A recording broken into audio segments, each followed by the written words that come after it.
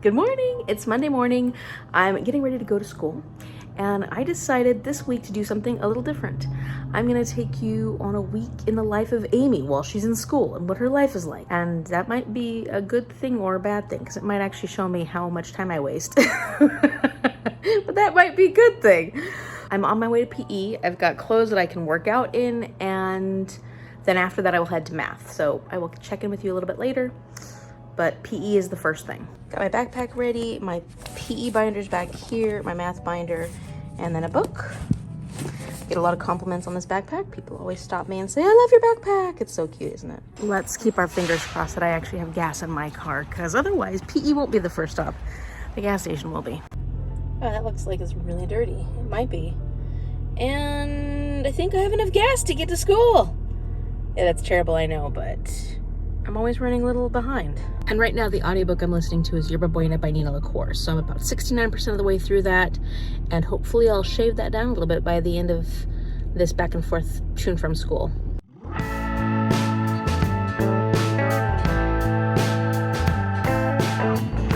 Stay there. She wanted to keep moving forward. Tell me something.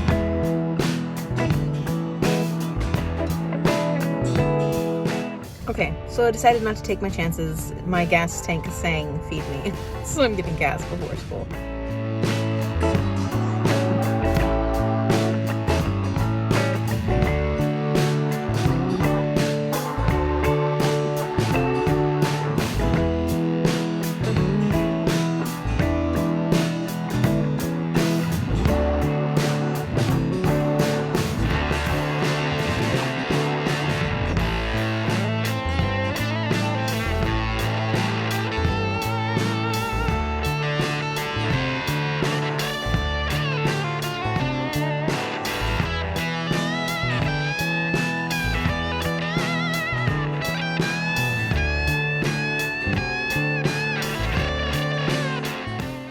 PE's done, and now I'm heading to math.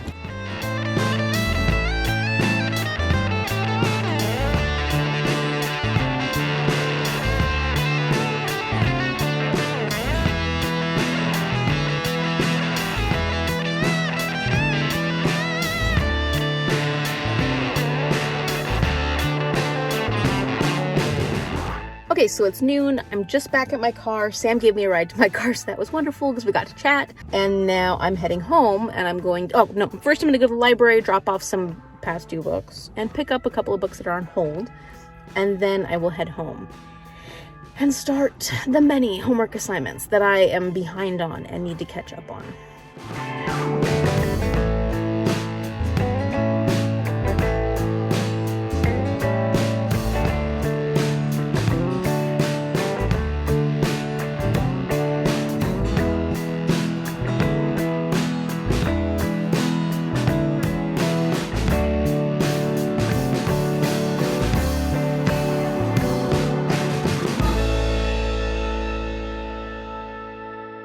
Okay, so I'd had to wait on one of the Magic Treehouse books that I didn't have yet, and that's Viking Ships at Sunrise, so now I have it.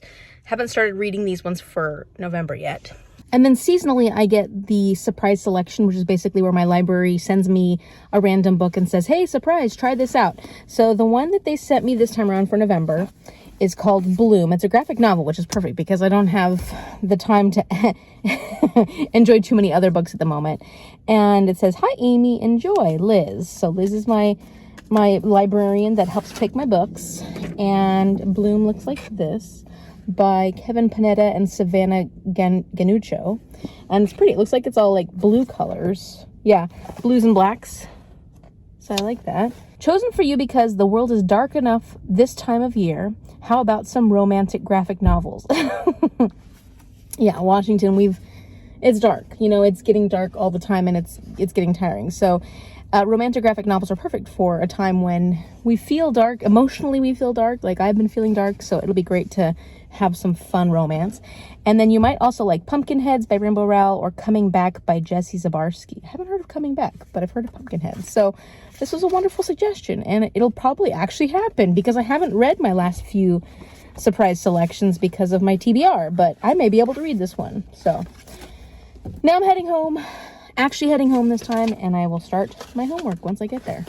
Okay, so I got home and I watched an episode of Grey's Anatomy because I was eating, and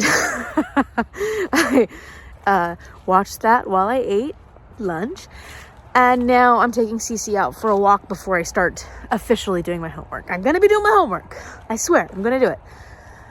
But I needed a little unwinding from the day before I could start plugging away on all that homework. So while I'm out here with Cece in the woods, I was thinking that this would be a good time to do a review of City of Lost Souls by Cassandra Clare. So this is the 5th book in the Mortal Instruments series, and this is all part of the greater Shadowhunter world.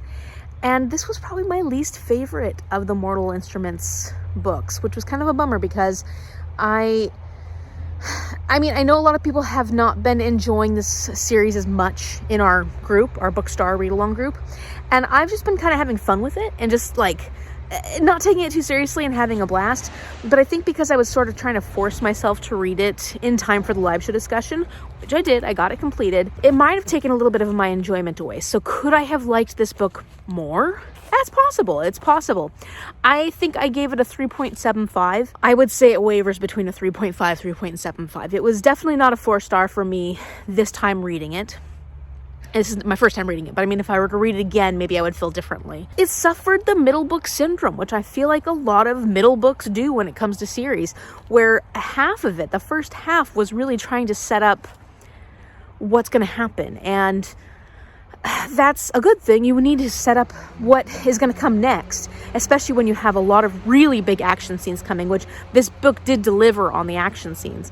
But I feel like there's ways that you could have incorporated a little more action along the way, and I think it would have been a little more interesting. I've seen Cassandra Clare do that in some of her other books, and I felt like it was lacking in this one. So if you want to know more spoilery thoughts, check out our live show discussion, and we talk a lot about it, and we even talk about some of the things we thought could have changed a little bit. Now, if I'm being completely honest, I'm just getting tired of reading this series one after the other after the other. And in fact, I'm reading Infernal Devices alongside it, so it's just a lot of Cassandra Clare right now, and I do like the angst and the fun and the excitement. I like to take breaks in between the books and series, and I'm not really getting that right now, so that could hinder my ability to enjoy this series as much as maybe I would if I was spreading it out a little more. But that's okay. You know, that's okay. That's a me problem. Now, as far as what this book's about, I can't really tell you that much because, like I said, it's the 5th in a series.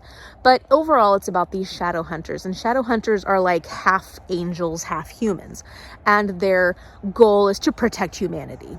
And you have like vampires in this, you have fairies, you have warlocks, and then of course you have demons, and demons are bad. So we have our main characters. We have Jace, who is a shadow hunter, but he's had a troubled childhood, and he lives with the head of the institute in, I think it's in New York, right? It's in New York. And then we have Clary, who actually is a shadow hunter, but she never knew she was a shadow hunter growing up because it's been hidden from her for whatever reason. And there's a lot more to the story than that. And there are definitely trigger warnings for taboo seeming relationships that if you're curious about those, I would go look up trigger warnings, because there's some things in here that you're like, why was it added? But, you know, some people like to play around with certain themes. But if you don't mind a bit of teenage angst, a lot of teenage angst, and you like fantasies that are pretty fast-paced, usually, this book didn't feel quite as fast-paced as some of her other novels, but the series moves very quickly.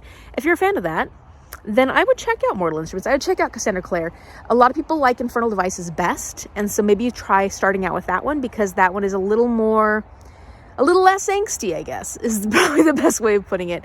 And that might be a better place to start, because the conversations are not as controversial as they are in this particular series.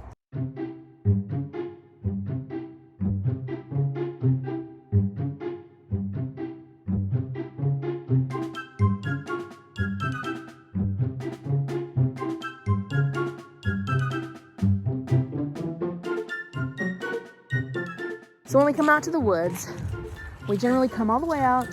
Cece goes and sniffs and sniffs and sniffs and looks out in the deep woods. It's not very deep, but in the deep woods, she looks for rabbits to see if she can chase after them. She can't catch them, and she wouldn't try and catch them. They're probably the same size as her.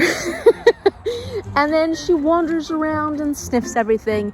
And then once she's done with that, she comes and finds me and says, okay, it's time to throw sticks. So then we start throwing sticks.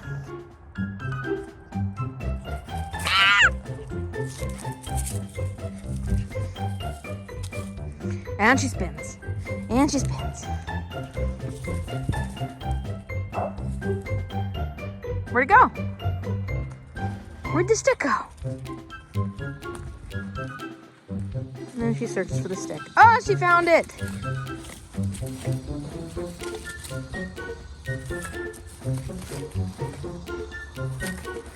And then she does this for a while, where she plays with the stick on her own.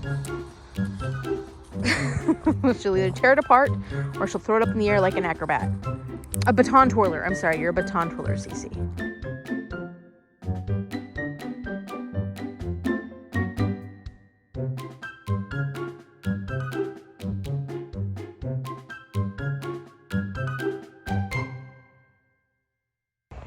Okay, so I got my PE assignment done, which was a lesson plan that I had to create. I submitted that, and then I may have watched another episode of Grey's Anatomy. And now I'm gonna go work on my literacy homework after Cece does her business.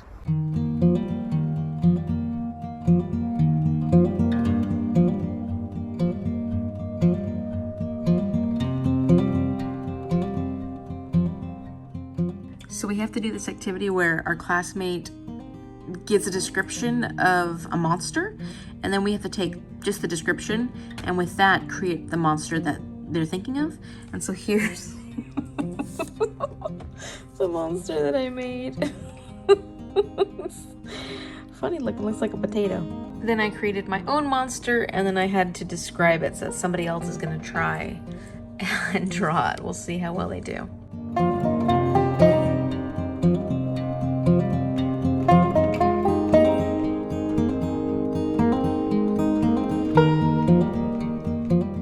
Okay, so I finished the section I needed to read for tonight for the night circus, and I'm getting exhausted. It's about 10:30. I didn't finish my literacy homework. I started working a little bit on it, but I just wasn't feeling it tonight, and I'm kind of trying to be nice to myself at the moment. Even though I do need to get my literacy homework done, it'll be easier to do it tomorrow during the day, I think. And so I was working on my IT homework, which will be due tomorrow night instead. And that's when I was doing the monsters and stuff like that. And then I just started reading Night Circus so I could make sure I was keeping up to date on my buddy read. And I'm gonna go to bed now because I'm exhausted. And before I go to bed, I usually clean my face, brush my teeth, try to get into a good habit of like face care and stuff like that before I go to sleep. I may read a little bit of Anna Karenina before I fall asleep. So that's pretty much it for day one. That's what a Monday looks like for me. And I may not be as detailed in my other days throughout this week because I'm sure I'll lose steam, but I'm going to try and keep this thing going. Good morning. It's Tuesday morning, and on Tuesdays I have a Zoom class from 8:30 to around 10, and so I'm awake and I'm going to have some coffee and breakfast. I've got class, and then I've got to get back to my homework because, homework until I have tech club this afternoon. So tech club is my IT class where we go into one of the elementary schools. We have 3rd through 5th graders that are after school program doing tech, and we're teaching it, and that's part of our class.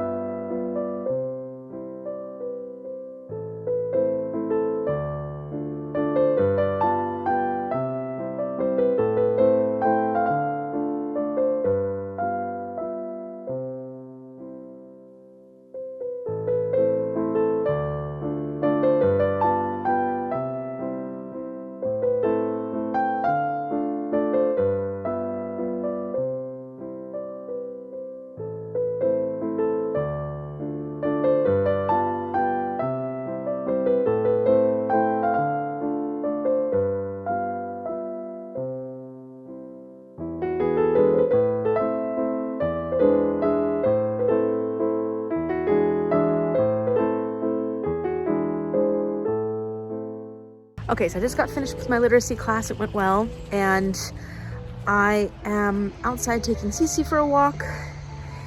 And I was thinking to myself, what would be a fun added challenge to do for this video? Because I'm already taking a lot of time trying to describe to you what my days look like. I think I'm gonna do one review a day. So yesterday I was able to give you the review for City of Lost Souls. And the hard thing at the moment is I'm in the middle of books. So like I may be able to finish Yerba Buena by tomorrow, the audiobook I'm listening to, and give you a review of that. But there's no way I'm going to be able to finish Night Circus and Anna Karenina to give you reviews for those right now. So I'm going to pick up the books that I need to read for the Magic Treehouse series, the ones that I have to read for November for our read along. And I also got that, you saw Bloom, that graphic novel that I got as my surprise selection. So between the Magic Treehouse books and Bloom, I might be able to give you a review each day, at least one. And they're not going to be the most in-depth and exciting reviews because once you've read one Magic Treehouse book, they're not exactly all the same, but they're formulaic. So I'll just do what I can to give you a review a day. And that's another goal that I have for this video for this week. And it may be silly to be adding goals, but just seems like it might be fun. So I'll get started on one of those Magic Treehouse books at some point today. But in the meantime, I need to work on my word study project for literacy because she's not like grading anything. So even though technically I was supposed to turn it in over the weekend, this is just so she can review it and give us suggestions for our student practicum. And mine's on Friday. So as long as she reviews it and gives me ideas on what I should do by the time my practicum comes around by Friday, then I'll be okay. And then I have IT projects that I need to finish today so I can get those. Well, one of them I'll definitely finish by today. The other one I might have to work on tomorrow. And I have a PE project that's due tomorrow.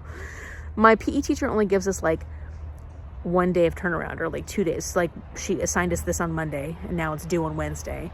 And it shouldn't be too in-depth. She doesn't expect too much, but I'm like, Tuesdays are my busiest homework days, so it always feels like, I don't have time. Oh, my cat is hunting something and I don't want to see him catch it. So I think I'm going to go back this way. Okay, so I'm struggling right now.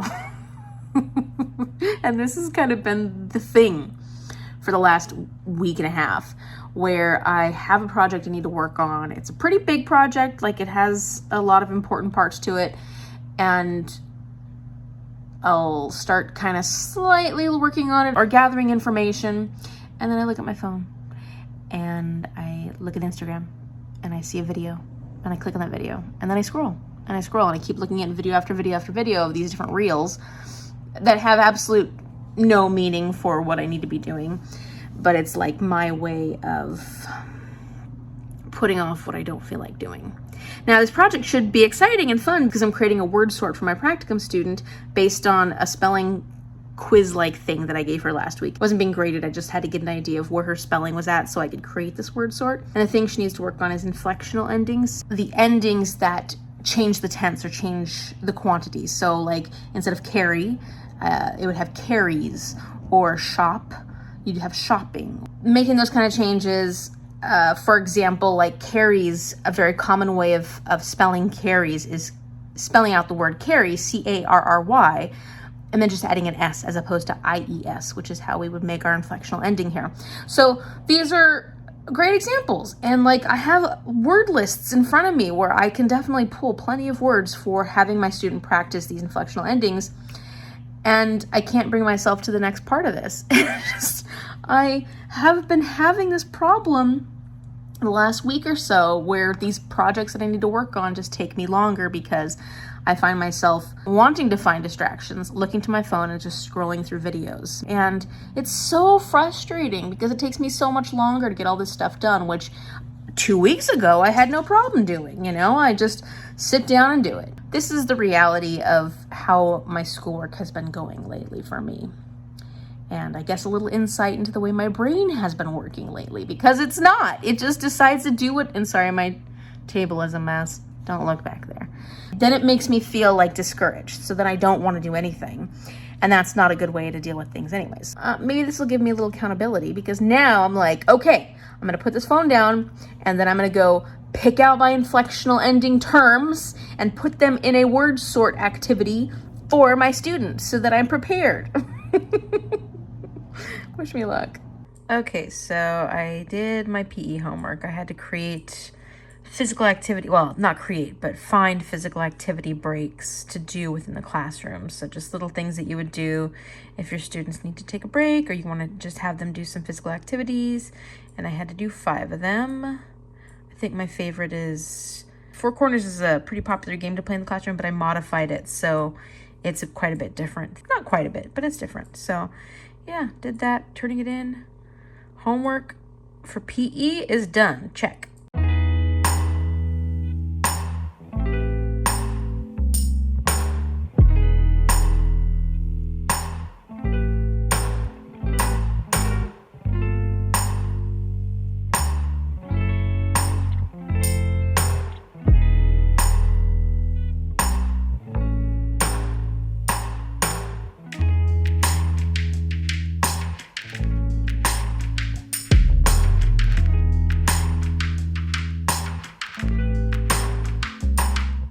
Okay, so I finished the 13th book in the Magic Treehouse series, Vacation Under the Volcano by Mary Pope Osborne.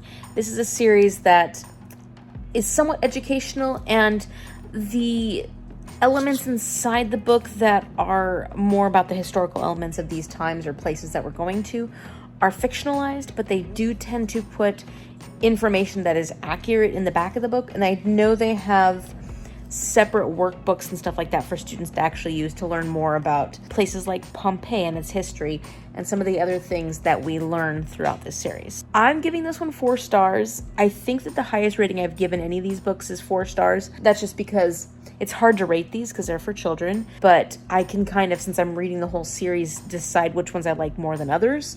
And I did really like this one. It's questionable though, because Morgan Le Fay, what is she? She's like a librarian, a master librarian from the past that has given the kids these quests to go find certain things or do certain things. She puts these children in danger by sending them to Pompeii, like serious danger she's putting these kids into. That aside, this is fictionalized. The kids have faced a lot of dangerous things through this before and have survived, so I'm imagining nothing bad is going to happen to them. What I want to say, though, is that I have actually been to Pompeii. I absolutely enjoyed my time visiting that ancient city now that it's been uncovered, because it was covered by a lot of ash and pumice stone and stuff like that.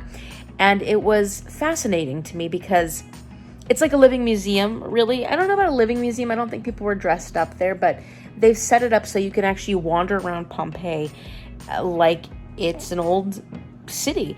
And you can see everything that they have been able to uncover. They've been able to uncover a lot, actually, and some of the art and the paintings and stuff like that is actually preserved. It's pretty fascinating to see. And what I found most fascinating about Pompeii, and this is strange because this might not be the most fascinating to everybody else, but the thing that brought it to life to me were the grooves of the like wagons in the road. So like if you wander along the roads, they were all made of stone, like some kind of stone, maybe marble or something like that, I don't know. And you can actually see the grooves of where the wheels would have gone that have been worn into the stone. The reason that brought it to life to me was because I could then imagine the carts that had wheels that were being pulled along these roads. And for some reason, that particular detail made it all come alive to me. And it made me actually picture what it might have been like during the time that people were actually living in Pompeii in 70 AD, which I think is really hard to do when you go to ancient locations. I mean, I've been to ruins and I've been to many different places. I've been to like Parthenon and places like that. And it can be very hard to actually visualize what it would have been like during that time. So it helps if you can like find something that takes your mind to that time. And, you know, you're definitely never going to be able to actually experience it, but if you can kind of visualize it, it helps to take yourself back to that time. So that was an amazing experience, and I think because of that, this had a little bit more meaning and was a lot more fun to read for me because I have actually been to Pompeii, and I just thought this was pretty cool. I need to read the section that I have to read for my buddy read of Night Circus tonight, and those are about 40 pages, so I've been able to get through that with no problem every day. I need to just kind of go over the problem of the month for math. So our professor said we don't need to actually solve it by tomorrow, but we need to have an idea of how we want to move forward with it so we can talk about it in class. And that's it. I didn't get as much of my homework done today as I wanted to, but I got stuff done. And tomorrow I have 2 pretty big assignments that I want to work on, and I have class. So if there's anything new that I end up doing tomorrow, I'm not quite sure yet. It'll probably just be school and homework. Maybe I'll be done with Yerba Buena by tomorrow. I'm like 87% now, so fingers crossed I can get that done tomorrow.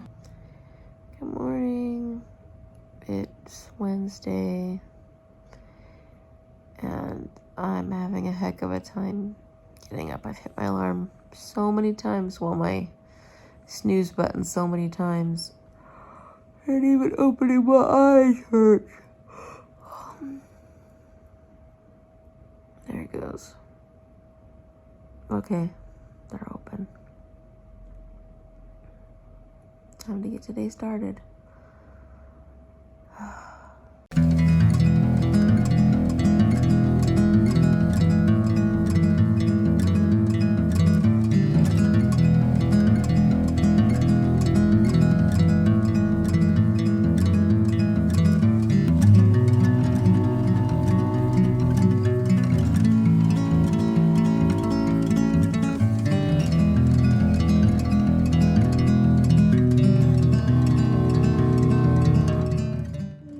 Okay, so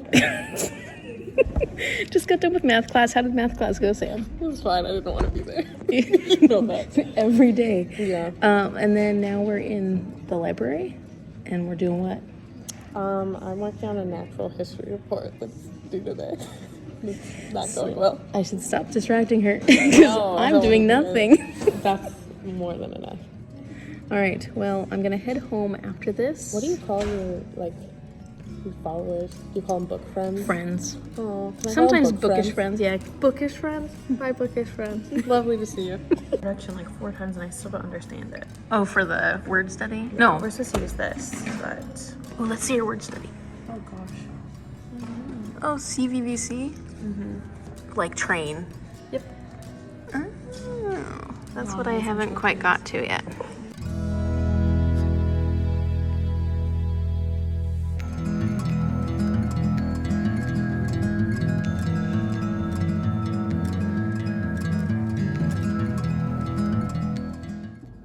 Okay, so it's the evening time. I came home fairly late because I actually ended up spending a lot of time chatting with my friends this afternoon, which was good, and I needed that. I needed a little bit of time just not studying. We didn't do much studying. We just chatted and spent some time together.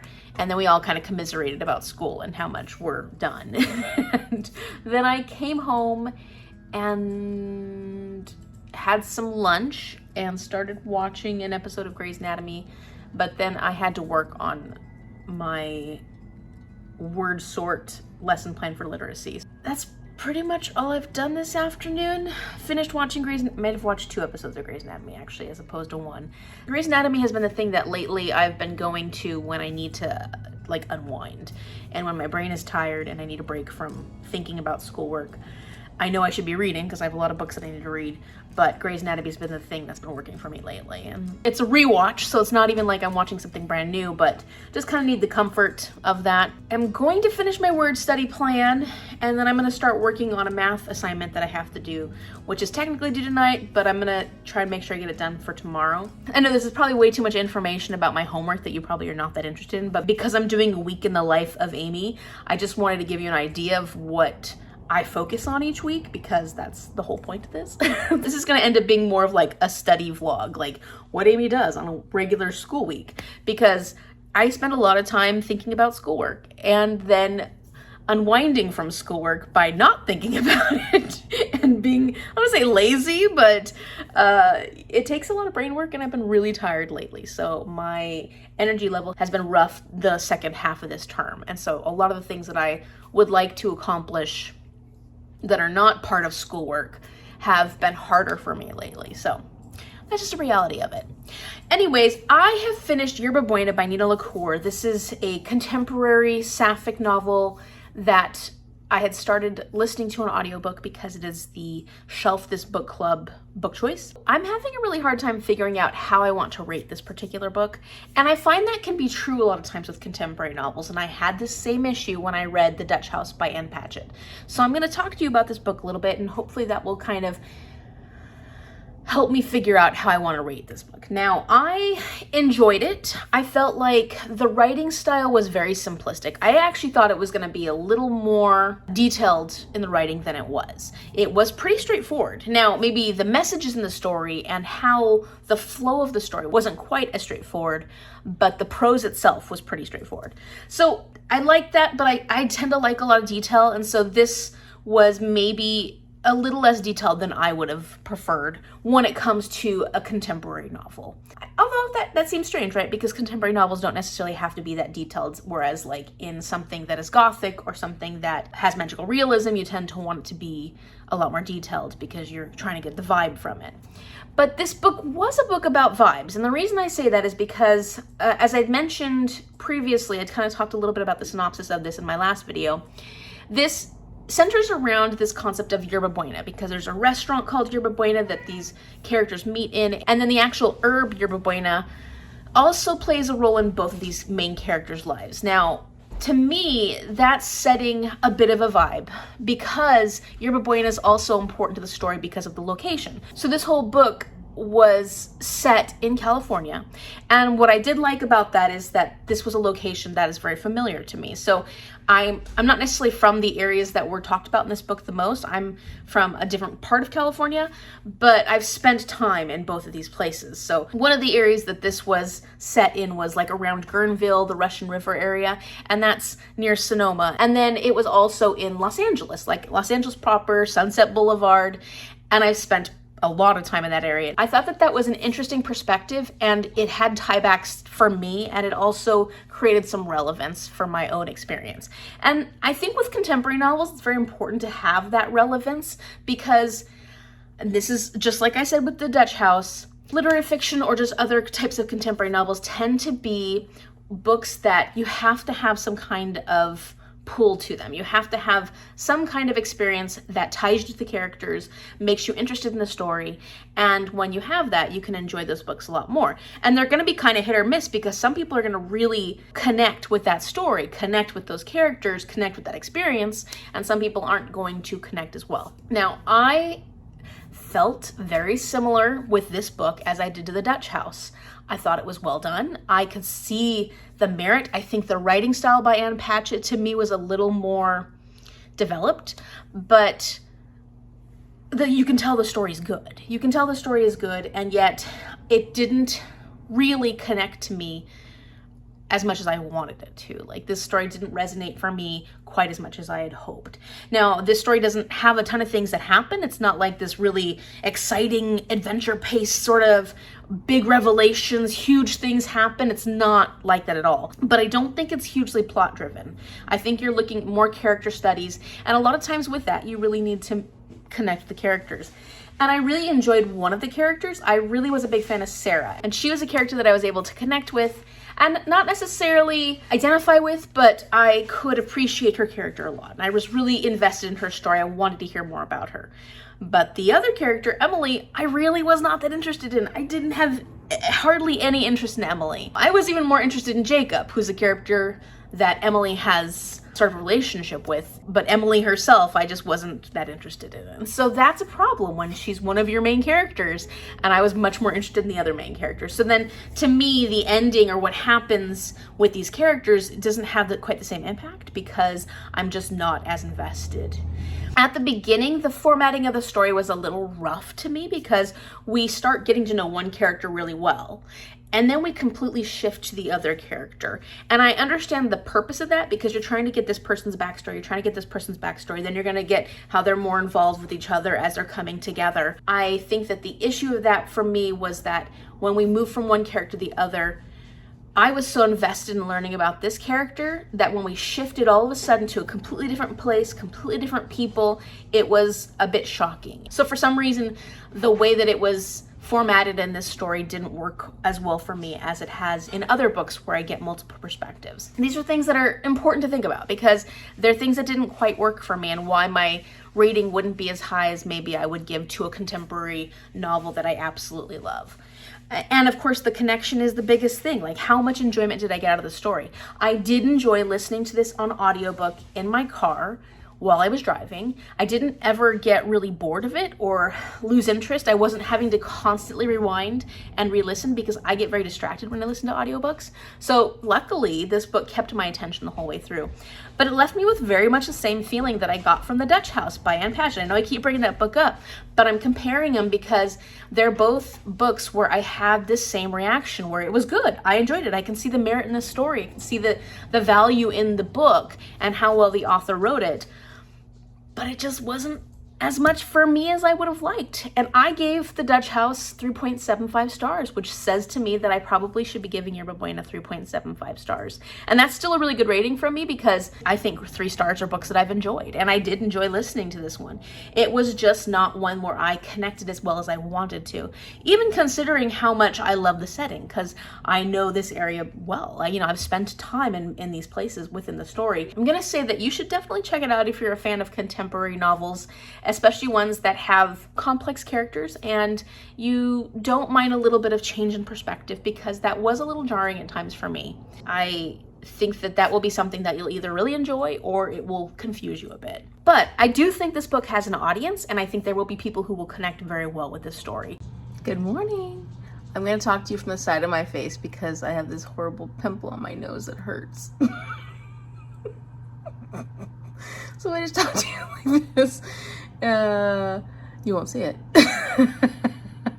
I won't be able to keep this up though because I feel stupid and ridiculous, but good morning. It is Thursday, and this morning I am gonna give up. I'm gonna give up. Okay, so this morning I need to make breakfast and coffee, and then I'm gonna go and do recess duty. At one of the elementary schools, they were asking for volunteers for someone to help with recess. It just happened that on Thursdays is a good day for me to go do some volunteer time. And then when I come home, I have to work on a math assignment, this CAP assignment, which is basically me reviewing a lesson plan that's part of a curriculum, annotating it, deciding what kind of things in it I would keep and teach for my own class and what kind of things I would replace or change, and then reflect on it, because then we had this final project that we're doing as a group for our particular unit of this curriculum, and we have to do something else. I don't know what it is, but we're meeting tomorrow, Friday, to discuss it. Really not very exciting, but I will take you along for part of it.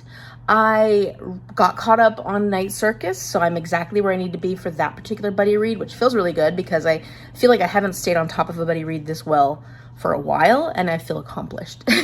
And I am not going to be finishing any other book today, so I'll probably read another one of my Magic Treehouse books because I want to continue on with the review one book a day sort of thing.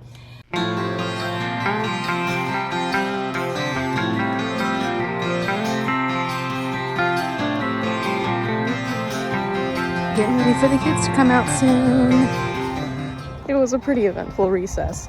So I got some great experience conflict resolving, including some very angry kids at some points. And it was not chaotic, but it actually felt good to be able to work on some of my conflict management skills and stuff like that with the children, because things hit differently for them. So yeah, feel pretty good about it.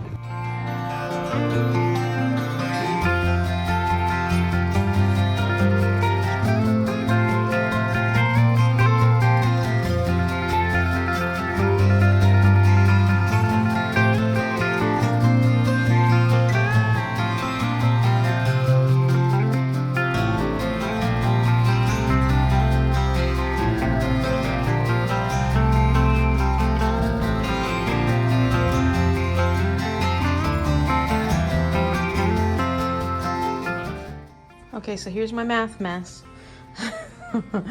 I've been working on this project. I'm supposed to annotate this lesson plan. So I've got all my annotations, things I would change, things I would keep, things I would modify. And then I've got to go over the like worksheets and stuff that are part of this lesson and decide if I want to keep them, if I don't. There's another worksheet here. So I've got to finish all my annotations, and once I'm done with that, I have like a review thing that I need to do. So I gotta fill out all this stuff. So that math assignment's pretty much what I've been working on this afternoon, and then watching a lot of Grey's Anatomy, actually a lot today. I am not giving myself a hard time for watching episodes of that this week, especially because my mood and the way I've been feeling has been actually improving quite a bit this week. I hit a pretty big slump last week. I don't mean like reading, I mean like everything. And so this week I'm feeling a lot better, and it's progressively getting better. So I'm trying to give myself a break. And if I need these brain breaks in between to watch an episode of Grey's Anatomy, then that's what I need to do, because I'm still getting my schoolwork done. And I have been struggling a lot with trying to stay focused enough for my school stuff. And that's not typically like me. Not this bad, not as bad as it's been for the last 2 weeks. I realized I need to just do what I can and be okay with that. And I don't want to get to the point where I stop doing everything altogether, because I can get to that point. And I was pretty much at that point last week. I am going to read Day of the Dragon King, which is the 14th book from the Magic Treehouse series, and give you that review, because I still plan on doing that today.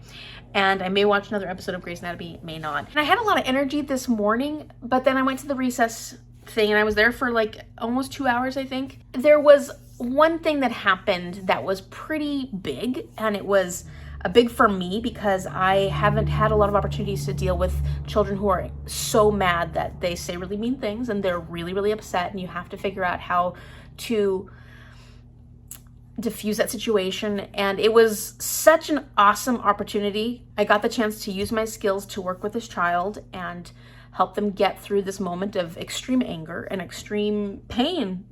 They were in a lot of pain because they were upset with me because I was taking something away from them that they didn't want me to.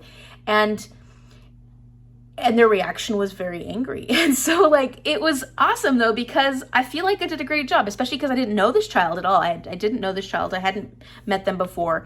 And we worked through everything. And in the end, the child was fine. At least later on, it seemed like the child was fine. So I felt proud of what I did.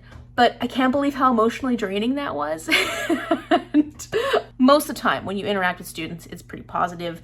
There may be little things here and there trying to get their focus and stuff like that, but most of the time it's not extreme. And I did put myself in this recess duty situation specifically so I would come up against situations like this where I would have to figure out how to work with a child through a really stressful situation.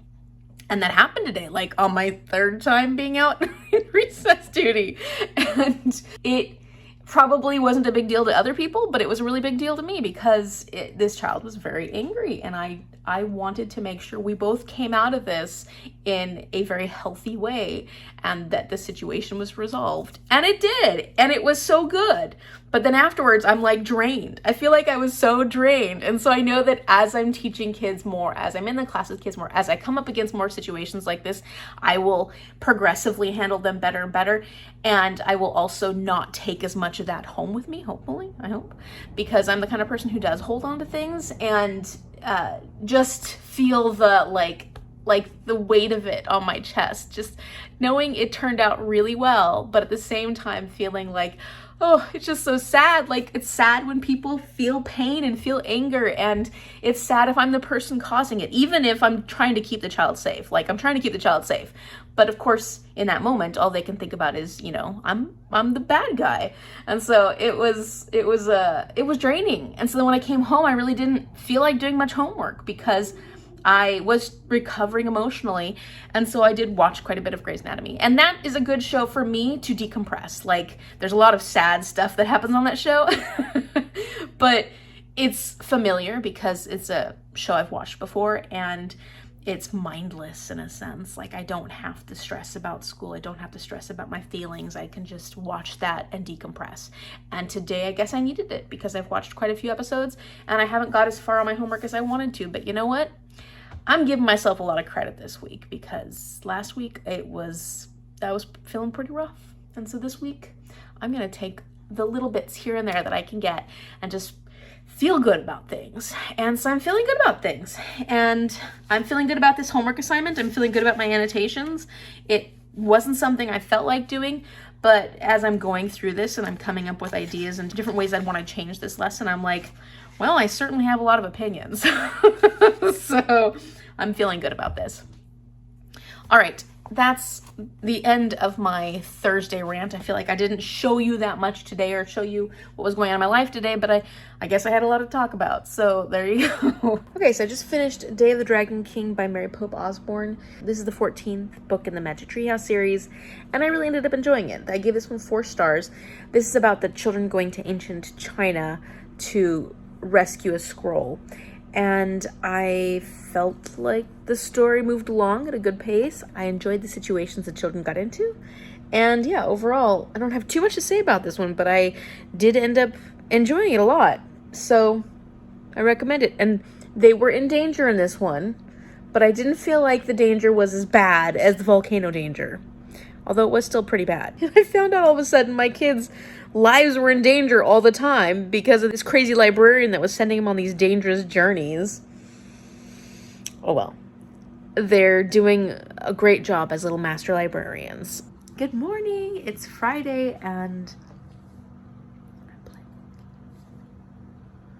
PE on Friday mornings. And then I have my practicum at 11:45 with my literacy student, and I need to prepare that. I did the assignment. I know what I need to do for this particular lesson, but I haven't got everything ready. I need to cut out the word study stuff. Just need to get that prepared. And then I need to finish that math assignment because I'm meeting with my classmates at 4 to do our final part of the assignment. And what then? I did not finish my reading last night for Night Circus because I was tired. I was so tired. Bookstar Read-Alongs has our final live sprints of the year. It's going to be on my channel, so I will link that up here so you can go check it out if you missed it. And I am going to be reading at Night Circus. Oh, and then I need to complete a book today, right? So I'll try and read something else so that I can give you a book review. I think that's it.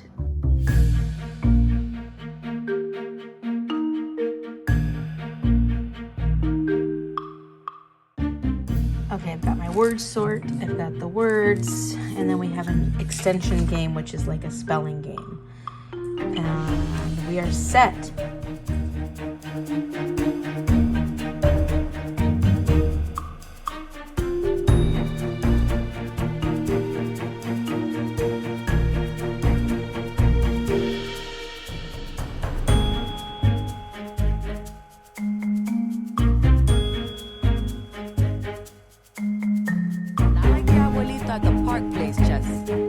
Anybody's grandfather.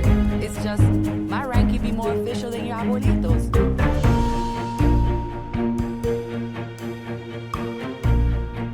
Okay, so I had my practicum with my student and it went well. We had a fun time, but the lesson that I had done, the word sort that I had done, was a little too complex.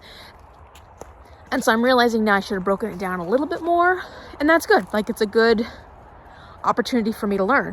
And that's the reality with lessons, is you're going to have to kind of play it by ear while you're going at it, but sometimes they're going to be a little out of that student's zone of proximal development, which is basically the zone where they learn the best, and that's okay.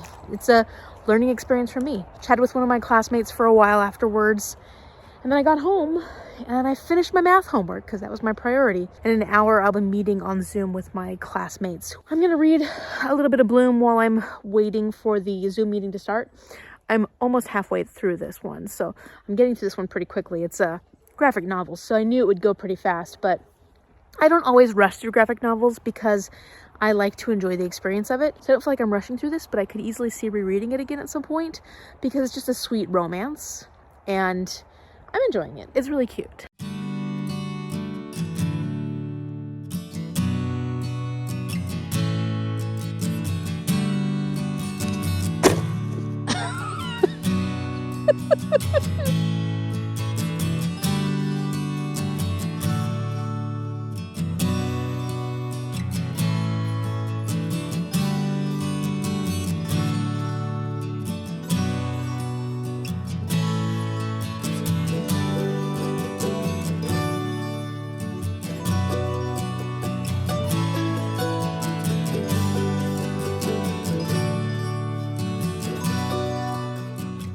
Okay, so I'm currently in the middle of a sprint, but I wanted to stop and give my review of Bloom by Kevin Panetta and Savanna Ganucheau.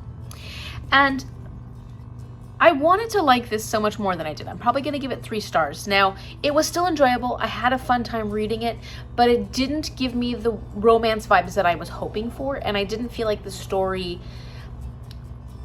it just didn't feel very strong. The art was really attractive. It was a really pretty work, but I didn't think that there was much tension built in this relationship. I didn't see the actual chemistry between these characters, like, ever, in the artwork or in the telling of this story.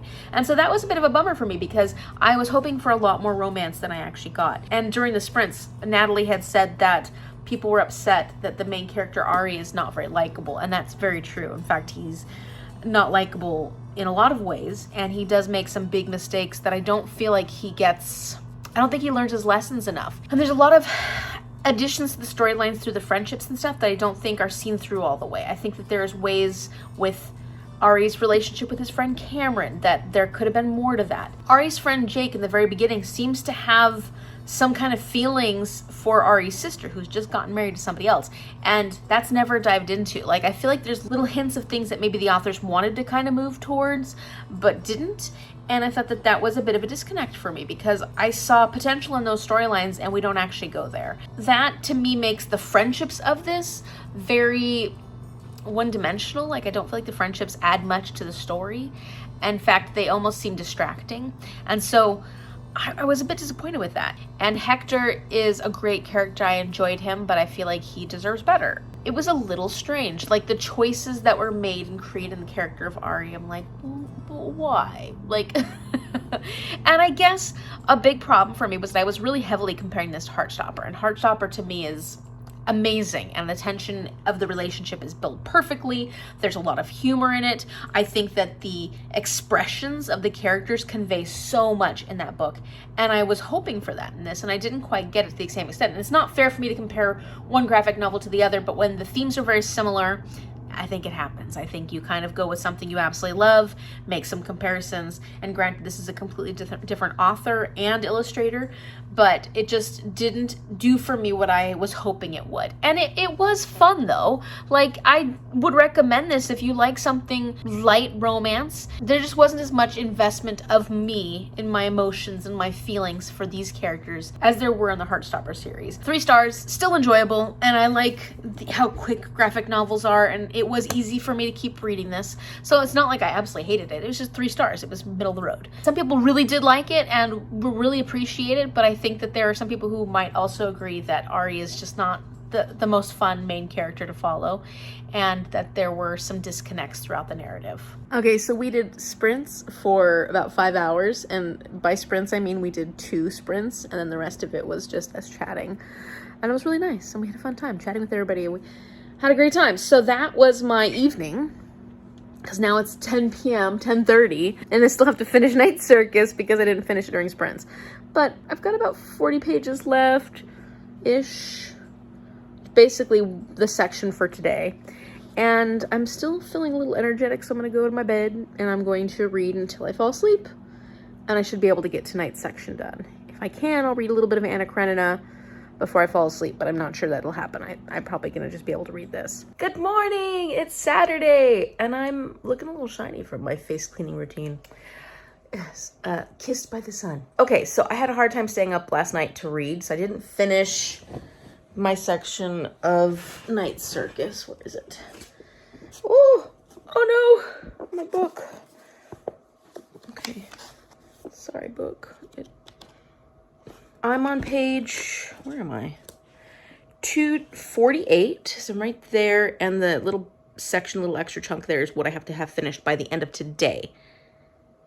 Yes, by the end of today. So not so bad. I feel like I'm making good progress. I just was too tired last night to finish the section that I needed for last night, and so this morning I spent a good portion of the morning working towards that. And yeah, I'm gonna get caught up today. But I also have a lot of things I need to do today. I need to edit this video because that is definitely gonna need to go up tomorrow morning, so I have to work on that pretty actively. So that means in my week in the life of, you won't get a chance to see what Sunday's like, but I guarantee you All day tomorrow, I will be working on homework because I have a lot of homework that's due. We're coming up on Thanksgiving week, and that means that there are things due before then, and I want to make sure that I have the chance to do other things during Thanksgiving week, you know, like stuff around the house we want to decorate for Christmas and whatnot. I need to start working on the 12 Days of Christmas Carol Advent Calendar Challenge TBR.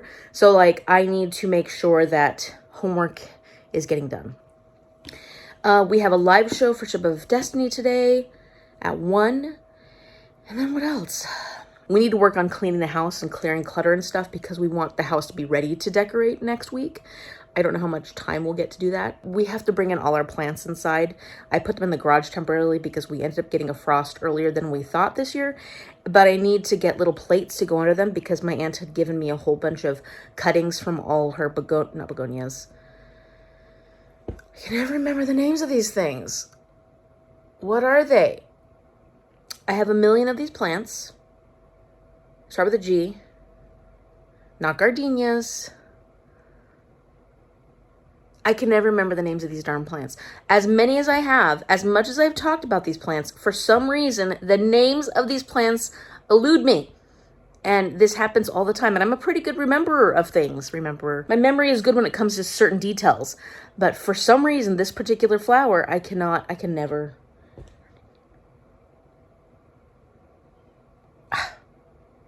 That pisses me off. Hold on. Oh, yes, geranium. I have a ton of geraniums. I've got a bunch. And they were all outside, but the frost will kill them. So I need to bring them in. And our geraniums actually continue to grow throughout the winter here. As long as I keep them in the window, I'll get buds and blooms all throughout the winter, which is really cool. It's a long story short to say that I need to get little plates to go underneath them so that when we water them, that this water doesn't get all over the place.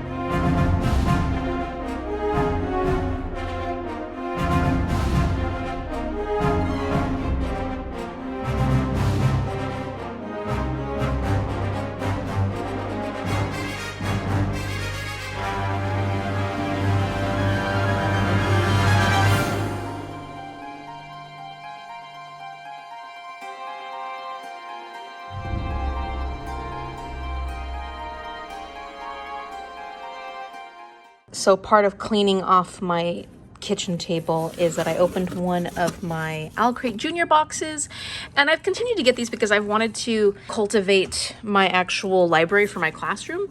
And this is the book. It's called A Rover Story. And what I'm excited about is this is by Jasmine Warga, who wrote Other Words for Home, which is a book that I gave 5 stars to and absolutely loved. So I'm excited about this, and it's got her signature and everything on it. So I can't wait to read that one. And look, you can see me. Hello, it's me. They also included this little book that is like a Junior Genius Guides to Outer Space, which looks fun and cute. I think my students would love that. There's little sticky thingies inside that you would stick to this, and then you can stick it on the wall, and it's like the glow-in-the-dark stars that you'd put on the wall. So that's really fun and cute. Then they gave us some really adorable washi tape that looks like that. Patch, Mission to Space. Then I have this ball. It's like a beach ball that I think would be great for the class because sometimes you need students to get up, get out of their chairs, and we can toss this ball around and it won't cause much damage, and it's super cute. And then a really cute sticker, which I love the sticker. So some of the toys and stuff that come in my Owl Crate Junior box, like these things, I have plans to create like a birthday box for students to be able to get something special for their birthdays, because I'm not going to use all the toys in this. And then other stuff I can definitely use for my class. So that was my Owl Crate Junior box. Well, one of them. I haven't opened the other one yet. And then what do we get in the most recent box? This theme is Jinxed. And we got a little frog. Oh, it's like a finger puppet. That's cute. Okay, I had to zoom out a little bit so you can see them. But these are bookends. Let's see, maybe it was just a story, but stories have power. I love bookends, and I think that'll be very useful in my classroom. Then it looks like it's a pillowcase. Oh, it's really big. I don't know if you can see it. It says, if I couldn't sleep, I could read. Oh, that's cute.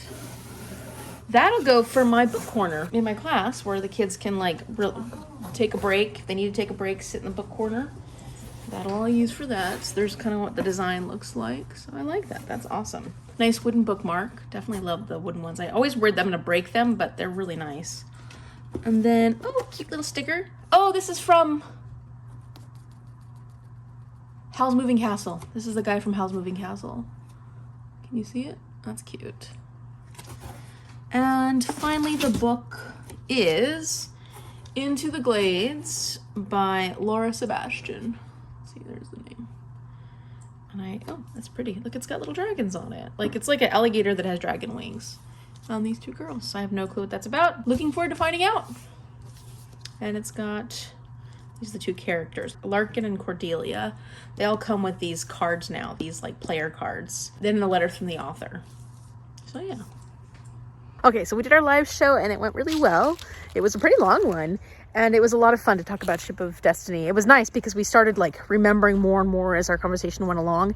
And of course, the things that ended up being really important to us in that story. So if you have read the full Live Ship Trader series and you would like to hear our spoilery thoughts, they're very spoilery, but it has a lot to do with what happened in the story and some of our thoughts about the overall realm of the Elderlings. I will link that up here so you can check it out and see what we all thought of Ship of Destiny.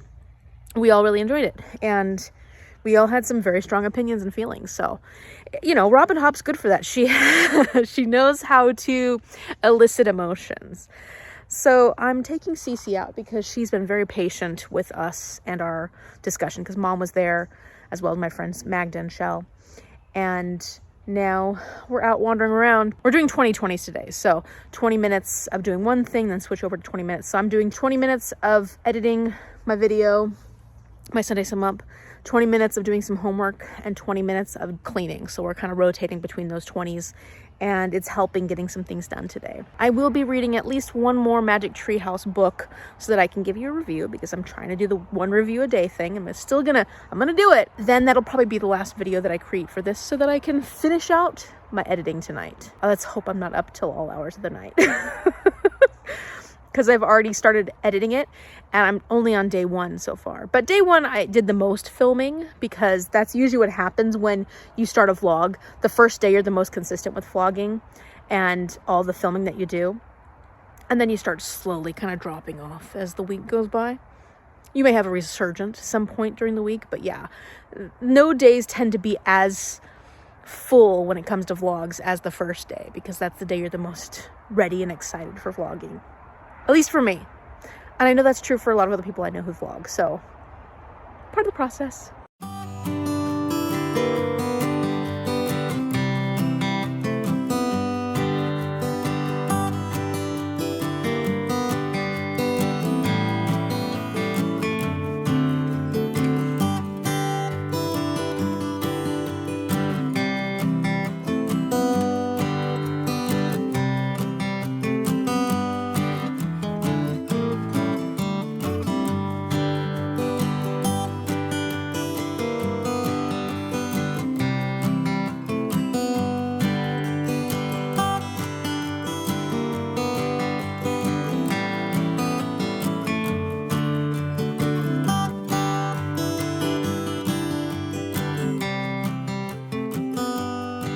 Okay, so I just finished Viking Ships at Sunrise by Mary Pope Osborne. This is the 15th book in the Magic Treehouse series. I'm making some progress on this one. And I was expecting to enjoy this one a lot more than I did. It didn't dislike it. I'm still going to give it 3.5 stars, but compared to some of the other Magic Treehouse books, this one was one of my maybe lower rated books, just because I actually felt like there weren't enough Vikings in this, which is kind of funny. But our two little main characters are going to try and save an ancient book in Ireland at a time when Vikings were raiding the Irish areas. And so it was cute like they all are, but I thought this one could have been a little bit better, and I thought that the focus on Vikings was not as strong in this. And the story felt like it was going to end a lot sooner than it did.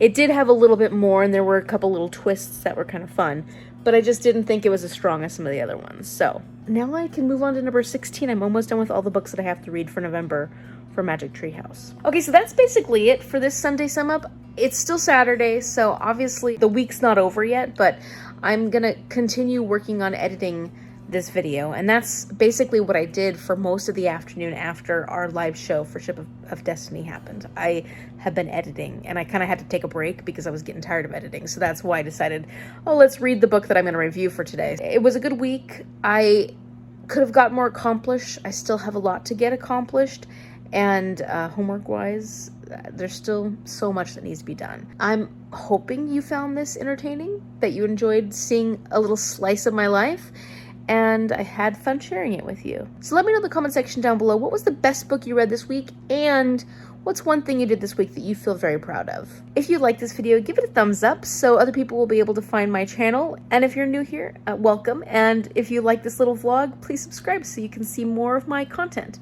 Thank you so much for watching, and I will see you later. Bye.